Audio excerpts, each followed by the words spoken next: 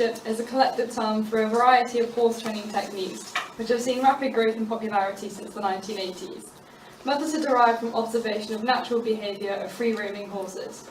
Practitioners describe principles as being a radical departure from traditional techniques, which are often based on use of unnecessary force. The idea of working in sympathy with the horse has documented instances as far back as 430 to 354 BC Xenophon, which emphasised operant conditioning and reinsurance over punishment.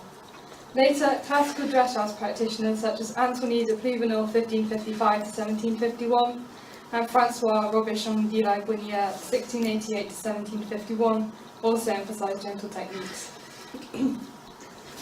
These gentle techniques have had to compete against harsher methods, which often obtain results faster but with less predictable results. In particular, the cowboy tradition of the American West, where the economics of having to break large numbers of semi-floral horses over a short period led to the development of harsh training methods, which the natural horsemanship methods has set out to replace. Techniques used in natural horsemanship, such as pressure release, are often paired with equipment favoured by practitioners of natural horsemanship. For example, a rope head collar with a long lead rope. These lead ropes often have leather straps on the end. These straps are never used to hit the horse. The sound of the leather straps against a surface, such as a boot, is usually enough to encourage a horse to move forward. The head collar has knots where the pressure points of the head are. This means less pressure is used in situations where more traditional equipment would often be used, such as a chifney bit, which has broken jaws countless times, yet still the go-to piece of equipment for rearers or bolters, as it uses pain to control the animal. The rope head collar has never broken a jaw and is an often overlooked piece of equipment when it comes to controlling difficult horses.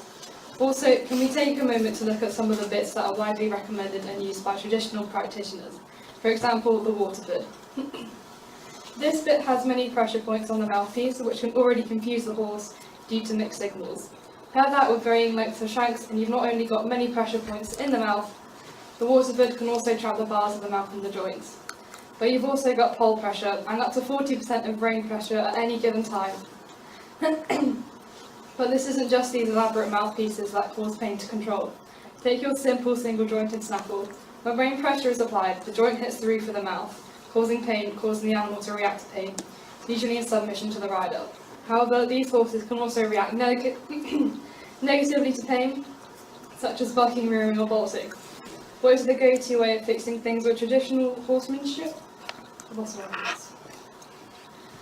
Often they will look at stick on a flash of the horse's evading mouth pressure, stick in a stronger bit if the horse is bolting, or shove in a chifney if it's rearing. What do none of these options do? Address the pain at the source and deal with any behavioural consequences due to anticipated pain. Natural horsemanship doesn't use any of these pain-inflicting devices. Horses do not and cannot learn through pain. So why are many traditional training techniques based on using pain? Why not use a gentle method that has been proven to work? This movement has led many people in the industry to question traditional practices and to look at learning theory and equitation science to better understand horse behaviour. Traditional methods generally refer to brutal methods of horse training by dominating the horse and breaking its spirit, such as military training that is insisted upon complete submission, with misbehaviour attributed to deliberate acts by the horse instead of reaction to pain or fear of the handler. Natural horsemanship uses classic, time-honoured, humane training methods. The premise of natural horsemanship is that teaching through pain and fear does not result in a relationship that benefits both horse and handler. Pressure release is commonly used in natural horsemanship, and punishment by physical force is rarely used, with practitioners cautious of misuse of age such as whips. A 2009 study on the efficiency of natural horsemanship techniques compared to traditional techniques indicated natural horsemanship exercises are more efficient at improving the horse-human relationship and reduce stress on the horse during training without compromising technical performance. So to conclude, this training method will improve the relationship with your horse, not use any pain-inflicted devices, and give them freedom of choice. Why would you use anything else?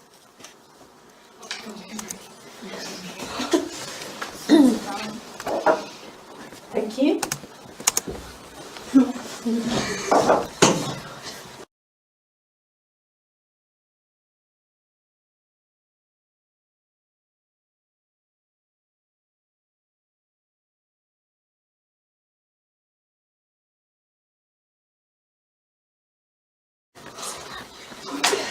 Hi,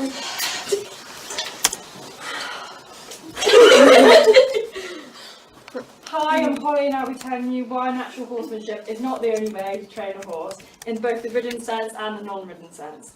Classical training is defined as a vital and modern training system which builds on basic principles of the old masters, supplemented by new insights which serve the welfare of the horse and are purposeful for horses' learning.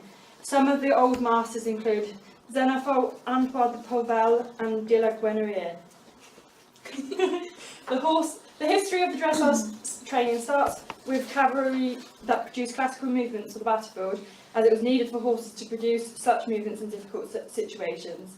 In the mid-5th century BC, Greek historian and soldier Xenophon wrote on horsemanship, which emphasises the importance of patience, kindness and empathy when working with horses. This is the basis of classical training.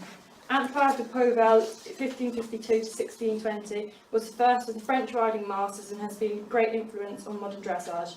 He was tutor to King Louis XIII and is credited with invention of using two pillars as well as using shoulder in to increase suppleness. De la Guenouille is credited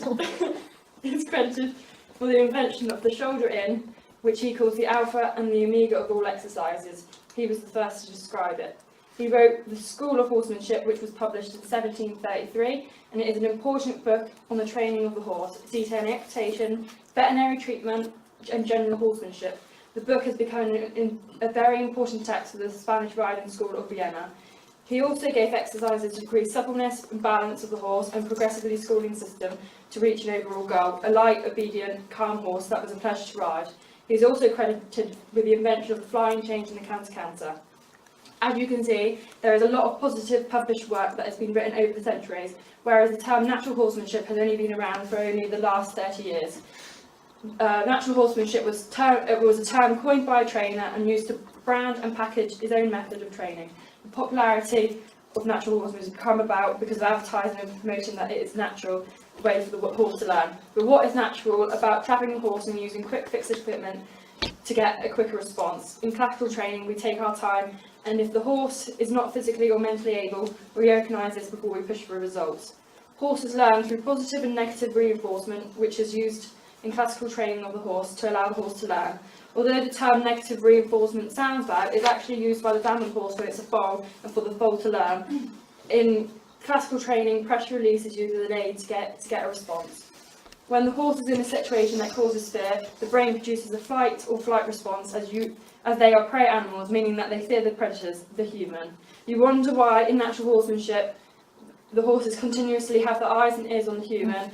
Well, they fear the predator, which is you. As there is no escape route in the round pen, which is primarily the area which is used in natural horsemanship, it can cause the horse to internally stress, which is recognised as an unwanted behaviour. Therefore, in classical training, we use an environment that allows the horse to use its cognitive flight response so it never feels trapped, and we allow the horse to be free from fear and stress. In classical training, if the horse is producing signs of stress, we give the horse time or investigate possible other sources of fear, such as pain-related issues. Most importantly, in classical training, the first source of blame is with the rider itself, not the horse. Thank you.